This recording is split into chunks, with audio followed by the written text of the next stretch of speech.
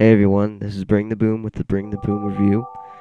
Today I'm going to review Battalion Wars 2 for the Wii.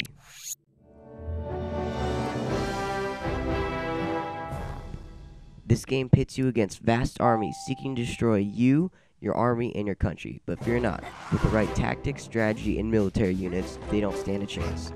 Welcome to Battalion Wars 2.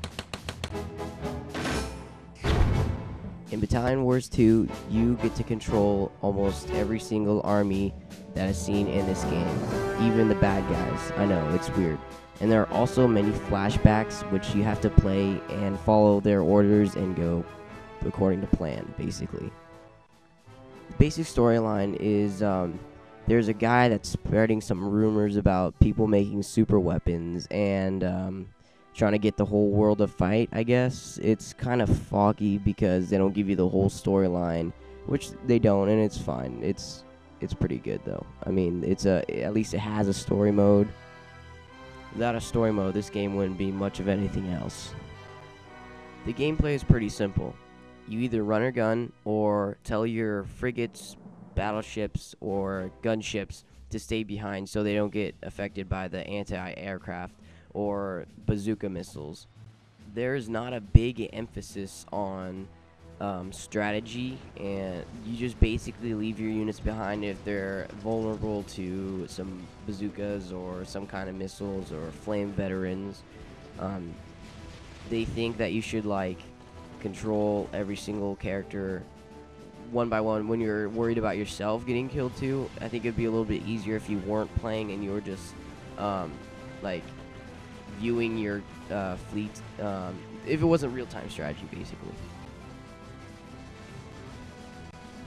Sometimes you get like a crap load of people trying to kill you. You have battleships trying to kill you. You have grunts on the ground trying to kill you. You have aircraft trying to kill you, and sometimes it's overwhelming.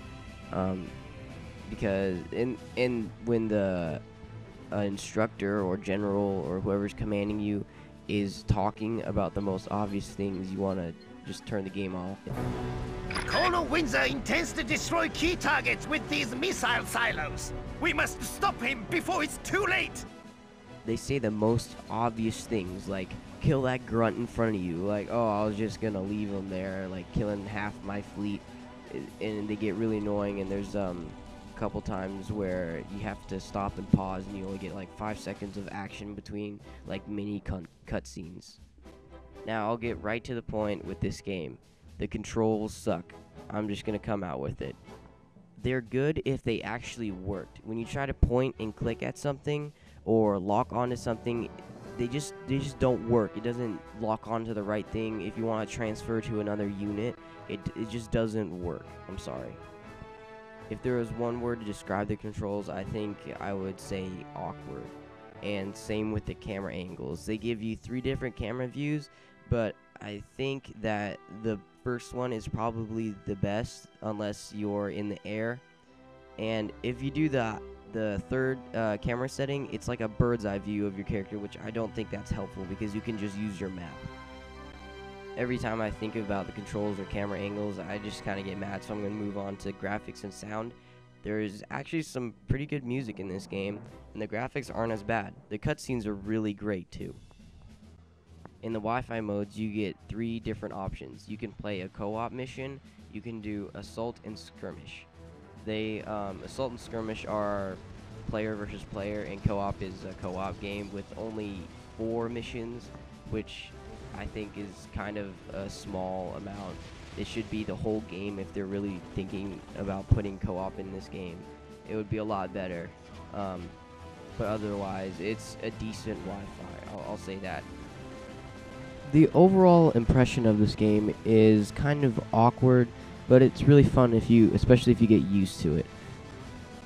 This game does have major and some minor design flaws, but if you actually see the point in the game and the overall perspective of it and how they try to execute it, it's a good idea, but they execute it kind of poorly in camera controls and just overall playability.